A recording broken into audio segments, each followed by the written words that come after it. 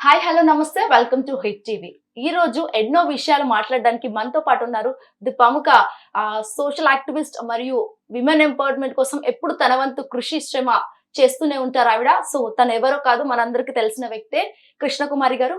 నమస్తే మేడం. నమస్తే. సో ఈ విషయాలన్నీ వారి మాటల్లో తెలుసుకుందాం. మ్యామ్ చెప్పండి, ఇక్కడ అయితే మనకు 2 తెలుగు రాష్ట్రాలలో తోబుట్టులు ఎవరైతే ఇటు వైఎస్ జగన్ కావచ్చు, షర్మిల కావచ్చు, కవిత, కేటీఆర్ అసలు ఇన్స్పిరేషన్ గా ఉండాల్సిన వాళ్ళే రాజకీయ పదవుల కోసం కొట్టుకోవడాలు అవి అయితే జరుగుతూనే ఉంటున్నాయి. సో ఇవి ఆస్తి కోసమా పదవుల కోసం అనే విషయానికి వస్తే ఇది పక్కన పెడితే మాత్రం ఇప్పుడు ఏదైతే వైఎస్ షర్మిల ఉన్నారు కదా, సో వాళ్ళ కొడుకు రాజారెడ్డి ఖచ్చితంగా అంటే పాలిటిక్స్ లో వస్తారు అని చెప్పేసి అయితే రీసెంట్ గా ఒక ప్రెస్ మీట్ లో రిలీజ్ చేశారు. అది ఎంతవరకు కరెక్ట్ అంటారు? ఇప్పుడు ఆవిడ మొన్న బాబు గారు వస్తారు అని చెప్పి మాట్లాడింది. అసలు ఆ మాటే కొంచెం ఎబ్బెట్టుగా ఉంది. బాబు గారు అంటే ఎవరికి బాబు గారు? ఎవరికి బాబు గారు? రాజారెడ్డి, నా కొడుకు రాజారెడ్డి రాజకీయాల్లోకి రాబోతున్నాడు అంటే చాలా బాగుంటది. బాబు గారు అంటే ఇంతకు ముందు వాళ్ళ అమ్మ కూడా జగన్ బాబు అని చెప్పి మాట్లాడేవాళ్ళు. ఆవిడ కూడా వీళ్ళకి ఏంటి అంటే వీళ్ళ కడుపును పుట్టేసరికి వాళ్ళు ఏదో ఎక్కడి నుంచో ఏదో గోవర్ధన పర్వతాన్ని చేతిలో మోసుకొచ్చిన వాళ్ళలాగా కనిపిస్తారు. కానీ వీళ్ళకి వాళ్ళు కూడా సామాన్యమైన పౌరులే. మీ ఇంట్లో పుట్టారు కాబట్టి వాళ్ళు గొప్పవాళ్ళేమో గాని వాళ్ళు పుట్టిన తర్వాత గొప్పతనాన్ని ఏమి సంతరించుకుంటే అప్పుడు గొప్పవాళ్ళు. పుట్టుకతో ఎవ్వరూ అందరూ ఒకేలానే పుడతారు. కానీ పుట్టిన తర్వాత ఏం చేశాం? ఇప్పుడు 6 అడుగులు పొడుగున్నారు. 6 అడుగుల పొడుగు లో మీ ప్రమేయం ఏమీ లేదు. అవి మీ జీన్స్. మీరు పుట్టారు అట్లా. కానీ పుట్టాక ఏంటి చేశారు? ఏం సాధించారు? ఏం చదువుకున్నారు? ఏం పని చేశారు? మీ వల్ల నలుగురికి మంచి జరిగిందా, చెడు జరిగిందా, ఏం జరిగింది అనేది మీరు. కానీ ఈ తల్లులు ఉన్నారు కదా, ఈ తల్లులకి ఎలా ఉంటది అంటే మా కొడుకులు మా బాబులు అసలు పురుషాధిక్యతని మోసేదే ఈ తల్లులు. నన్ను అడిగితే దాన్ని మనలో ప్రవేశపెట్టేది సమాజంలో పురుషులే కావచ్చు కానీ దాన్ని మోస్తుంది మటుకు స్త్రీలే. అది వాళ్ళకి నష్టం అని తెలుసో తెలీదో ఏమో తెలియదు కానీ వీళ్ళు దీన్ని పల్లకీలాగా మోస్తున్న బోయిలు మాత్రం స్త్రీలే. నేను అలాగే చూస్తాను. సరే, ఏది ఏమైనా షర్మిల కొడుకు రాజారెడ్డి రాజకీయాల్లోకి వస్తున్నాడు, రానివ్వండి. ఎంతమంది రాలేదు రాజకీయాల్లోకి? భూమి పుట్టిన దగ్గర నుంచి ఎంతో మంది రాజులకి కొడుకులు వచ్చారు, ఆ కొడుకులు రాజులయ్యారు, కాని వాళ్ళు బాధపడ్డారు. అసలు గౌతమ బుద్ధుడైతే రాజయ్యి కూడా యువరాజు అయ్యుండి కూడా నాకు ఈ రాజ్యమే వద్దని తెదించాడు. అశోకుడు మహా పరాక్రమశాలి, ఎన్నో యుద్ధాలు చేసి ఎందరినో చంపగలిగిన మహానుభావుడు. ఆయన నాకు ఇవన్నీ వద్దు అని చెప్పి అహింసా మార్గంలోకి వెళ్ళాడు. రాజులు వద్దు, రాజ్యాలు వద్దు అని చెప్పి తన పిల్లల్ని కూడా పంచశీల సిద్ధాంతాలని నలుగురికి బోధించమని చెప్పి వాళ్ళను కూడా ఆ విధంగా ఆయన ట్రైన్ చేసి దేశ విదేశాలకు పంపించాడు. ఇట్లా చాలా మందిని చూసాము. వాళ్ళ వీళ్ళేమి పెద్ద గొప్ప కాదు. సరే, ఏది ఏమైనప్పటికీ రాజకీయాల్లోకి వస్తూ ఉంటే ఎవరొచ్చినా స్వాగతమే.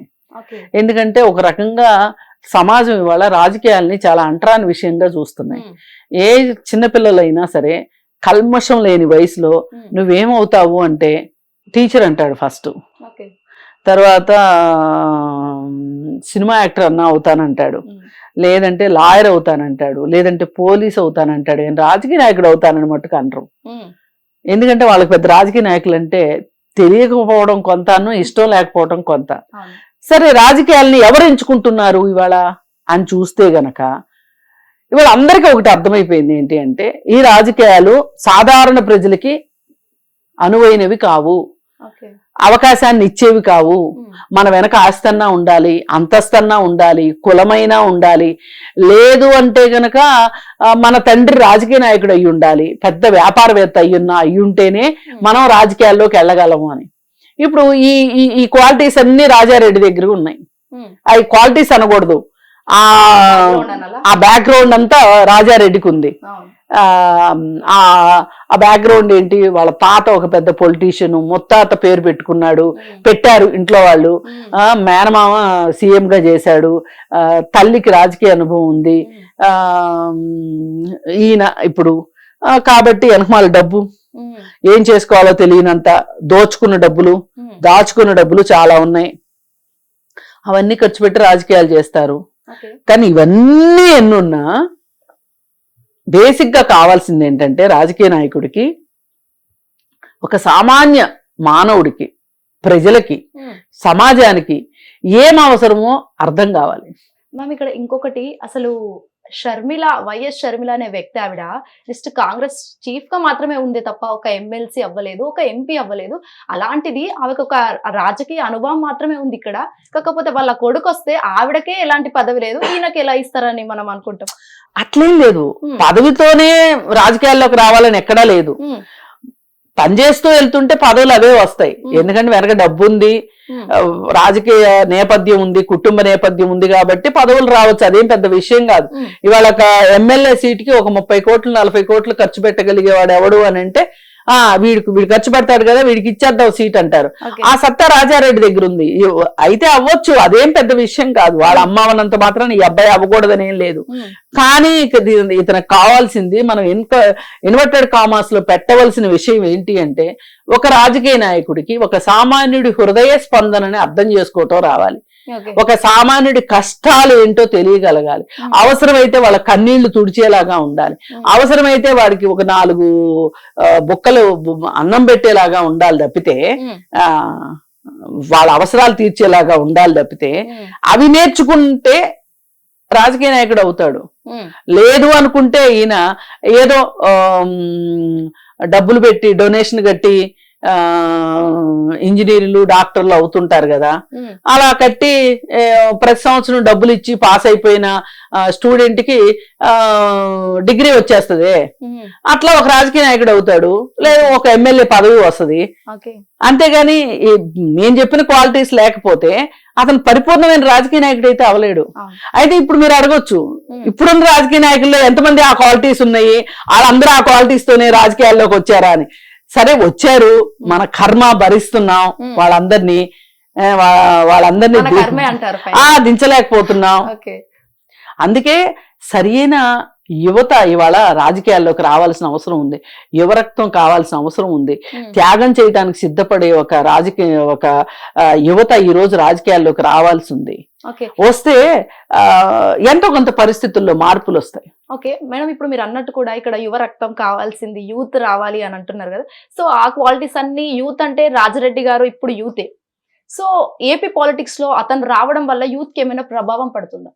యూత్ పైన ఇప్పుడు ఒక కొత్త రాజకీయ నాయకుడు వచ్చాడు అంటే ఇంకా ఇంతవరకు అతనైతే ఏం చెడిపోలేదు కదా, ఇతనికేం అధికారం రాలేదు కదా, ఈ వచ్చిన అధికారంతో అతనేం దుర్వినియోగం ఇంకా అయితే చేయలేదు కాబట్టి ఒక ఫ్రెష్ పర్సన్, ఒక కొత్త దర్శకుడు ఒక సినిమా తీస్తే ఎంత ఫ్రెష్ థాట్స్ ఫ్రెష్ ఐడియాస్ ఉంటాయో అట్లాగే కొత్తగా వచ్చిన రాజకీయ నాయకుడు కూడా అవి ఉండొచ్చు. మనం ఆ మాత్రం నమ్మకం పెట్టుకోవచ్చు.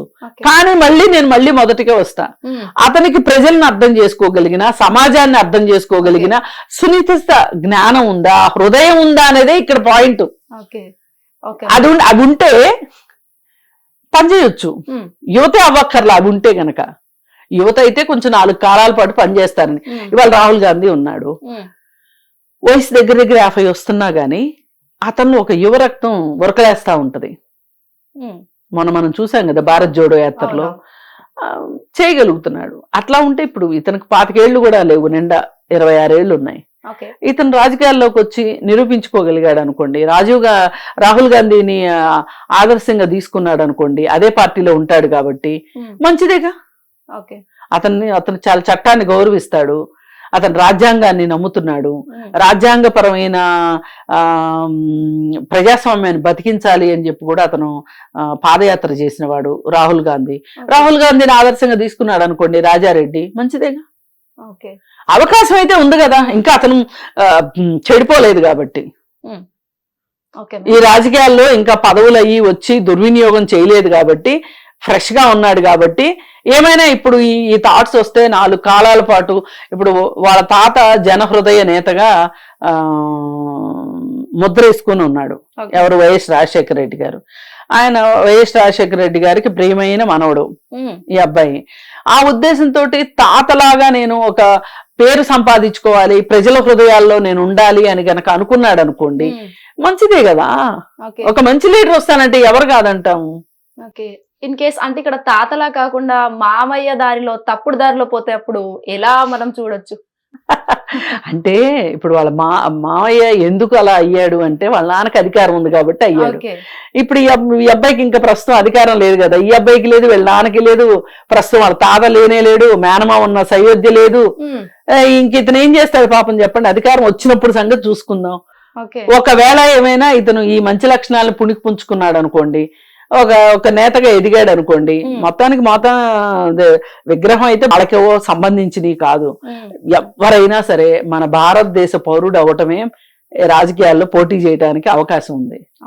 అందుకని చెప్పి హిట్ టీవీ యాప్, ఇందులో short news, live news, entertainment shows, movies, digital magazines తో పాటు మీ జిల్లా వార్తలను కూడా ఫ్రీగా చూడొచ్చు. ఇంకెందుకు ఆలస్యం, వెంటనే హిట్ టీవీ యాప్ ని డౌన్లోడ్ చేసుకుని ఫ్రీగా ఎంటర్టైన్మెంట్ పొందండి. Hit TV app. Hit TV app. Please download hit TV app. Hit TV app ని ఫ్రీగా డౌన్లోడ్ చేసుకొని ఎంజాయ్ చేయండి. మీకు నచ్చిన ఎంటర్టైన్మెంట్ కోసం హిట్ టీవీ యాప్ ని ఫ్రీగా డౌన్లోడ్ చేసుకొని ఎంజాయ్ చేయండి. హిట్ టీవీ యాప్ ని డౌన్లోడ్ చేసుకుని ఆస్వాదించండి, ఆశీర్వదించండి. ఇంతమంది సెలబ్రిటీలు హిట్ టీవీ యాప్ ని డౌన్లోడ్ చేసుకోండి అని చెప్తున్నారంటే ఎంత మంచి యాప్ ఆలోచించండి. అమెరికా అమెరికా అమెరికా అమెరికాలో చదవాలనుకునే వాళ్ళకి విశ్వసనీయమైన పేరు మన శౌర్య కన్సల్టెన్సీ. UK లో 1 year masters, UK లో 1 year masters, 2 years work permit up to 5 years visa. Contact Saurya Consultancy. Contact 89851 89851.